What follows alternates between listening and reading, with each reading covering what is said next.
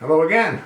Earlier I posted MVI 9113, the title, with Ann Coulter on the case.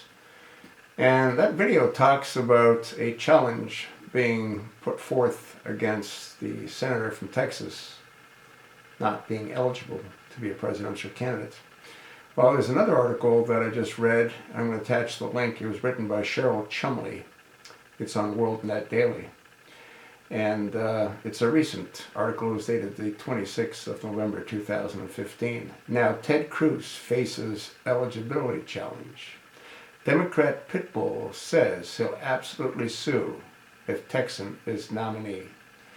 And the individual that's making that statement is Grayson. He is a Florida lawmaker who's seeking to move into Marco Rubio's U.S. Senate seat. So I guess he's hoping that Marco Rubio becomes the nominee for the presidential election. Well, Grayson is dumber than a pile of bricks.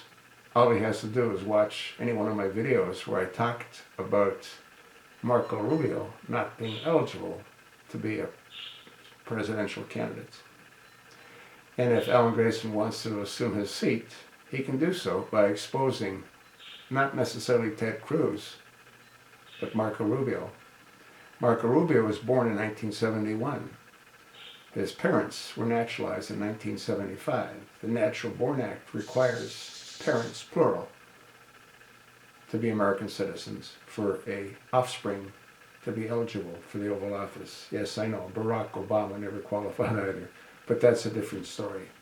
Now, Grayson, he sort of rose to fame in 2009 by proclaiming from the House floor that Republicans' health care plan amounted to don't get sick, and if you get sick, die quickly. So Grayson is saying that he will challenge the eligibility of the nominee if, in fact, Ted Cruz becomes the nominee. And he's referring to the Natural Born Act, which again requires born on American soil.